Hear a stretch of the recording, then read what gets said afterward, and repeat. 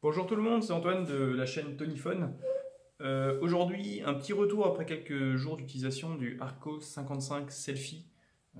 Comme son nom l'indique, c'est un smartphone milieu de gamme je vais juste mettre ça dans l'écran, qui se prétend être un très bon smartphone niveau qualité photo du module frontal. Il a une fiche technique qui est assez alléchante, mais honnêtement, pour l'avoir utilisé pendant plusieurs jours, je me suis énervé beaucoup avec ce téléphone.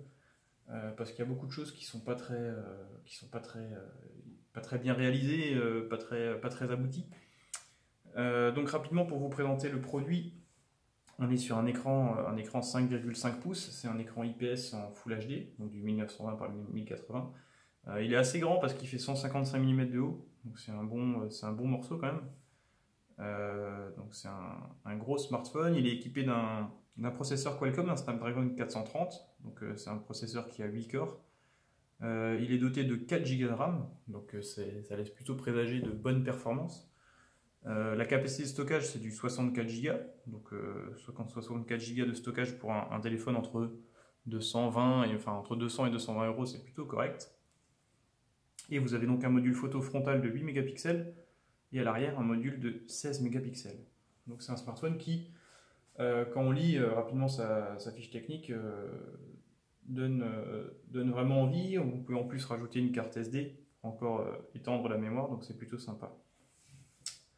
Donc rapidement sur ce smartphone, niveau interface, je vais juste virer la boîte parce que dedans il n'y a vraiment rien de fou. Vous avez les petites informations à l'arrière, donc vous avez un capteur d'empreinte, vous avez une batterie de 3000 mAh, des trucs assez classiques aujourd'hui, c'est du Android 6.0. Voilà, on révolutionne rien du tout, mais ça reste pour le prix intéressant.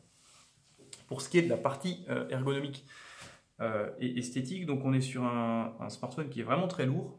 Honnêtement, je ne sais pas combien il pèse, mais doit vraiment être pas très loin des 200 grammes. Je le trouve, d'ailleurs, je crois que j'avais regardé, ouais, c'est ça, 185 grammes, donc c'est vraiment un bon gros smartphone déjà. Les bordures sont en aluminium, vous avez la face avant et le dos qui sont en verre. C'est un verre qui est vraiment, je pense, soit de basse qualité, enfin de mauvaise qualité, ou alors il n'y a vraiment pas eu de traitement oléophobique dessus. Parce que moi qui n'ai pas les doigts gras et qui suis assez pointilleux avec l'état de mes smartphones, honnêtement c'est vraiment une catastrophe à maintenir propre. À peine vous le touchez et puis c'est directement dégueulasse. C'était vraiment déjà un des points qui m'a un peu énervé. Et le point principal, c'était vraiment ce capteur d'empreinte qui est une catastrophe. J'ai jamais vu un capteur d'empreinte aussi capricieux. Il y a des fois, il marche très bien, comme là, vous pouvez le voir que ça fonctionne quand je mets le doigt. Et il y a des fois, en fait, c'est même pas qu'il reconnaît pas bien votre doigt, c'est simplement qu'il ne sent pas l'appréhension. C'est-à-dire qu'il ne sait pas qu'il y a un doigt qui le touche. Et du coup, il vous marquera pas erreur sur l'écran, mais il réagira pas. Ce sera simplement, il se passera rien. Comme là, je passe le doigt dessus, il déverrouille pas. Celui-là, il avait débrouillé. Donc ça, c'est vraiment son point faible. Pour ce qui est de la partie photo, à l'arrière, on a un appareil photo de 16 mégapixels. Honnêtement, le rendu est plutôt correct, sachant que ce téléphone vaut aujourd'hui 199 euros. Donc c'est à prendre avec un peu de recul quand même. Mais c'est vraiment correct. Pour ce qui est de la partie frontale également, comme son nom l'indique, c'est un selfie. Donc il est vraiment destiné à réaliser des photos principalement en selfie. C'est pour les amateurs de selfie. Sinon, pour ce qui est de l'interface, ça reste du Android plutôt classique. Il y a une petite surcouche, mais qui est vraiment pas envahissante. Il y a quelques lags néanmoins, malgré les 4 Go de RAM et le processeur Qualcomm. C'est vraiment un smartphone qui a parfois du mal à exécuter des tâches simples. C'est un peu dommage. Moi, je trouve ça un petit peu dommage. Donc pour ce qui est du smartphone en lui-même, vous avez le haut-parleur qui se trouve ici. Vous avez une connectique qui n'est pas de l'USB type C, mais qui est encore l'ancienne version de l'USB.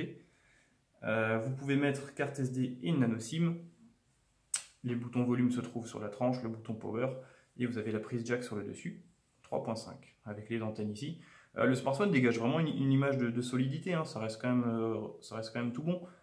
Mais c'est simplement ce capteur d'empreinte. Alors je ne sais pas si c'est lié à ce modèle, si c'est lié à une mise à jour ou quoi que ce soit, mais je trouve ça assez capricieux et assez dingue.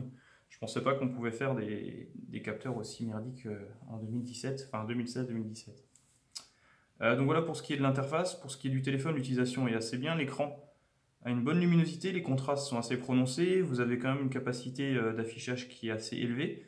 Vous pouvez régler la police relativement petit et relativement de manière assez fine, donc moi je trouve ça plutôt sympa parce que généralement, si vous regardez ici, j'ai son petit frère, le Arcos 55, qui lui n'est pas un selfie, c'est un Arcos 55 classique.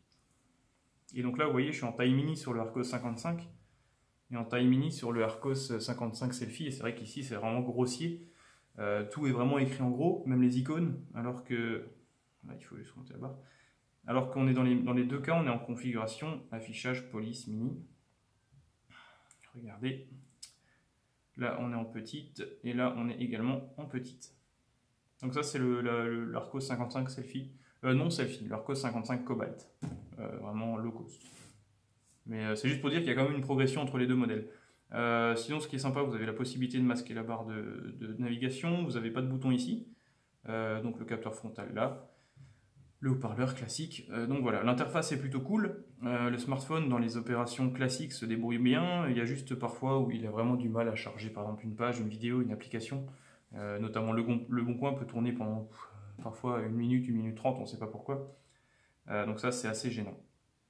Donc si vous cherchez un smartphone qui fait de belles photos, qui a un bel écran et dans lequel on peut stocker pas mal de choses, avec une bonne autonomie, parce que mine de rien, c'est du 3000 mAh. Si vous ne mettez pas la luminosité à fond, je pense qu'il peut tenir pas mal de temps. Ce smartphone est plutôt cool pour vous. Par contre, si vous avez besoin d'un smartphone qui dégage dans le gaming et qui envoie vraiment en performance, il faudra passer un peu votre chemin. Donc voilà, c'était un petit test sans prétention, il n'était pas prévu que j'essaye ce smartphone, j'ai pu le voir et puis il est en bon prix en ce moment vu qu'il est en promotion pour les soldes, à moins de 200 €. Donc si vous cherchez un téléphone qui a un style plutôt sympa, que vous n'avez pas peur des traces de doigts, et que vous n'êtes pas forcément un fervent admirateur des capteurs d'empreintes, vous pouvez pourquoi pas vous jeter sur ce smartphone qui est plutôt joli, pas forcément abouti, mais qui fait le taf pour la plupart des gens. Voilà, bonne journée et puis à bientôt.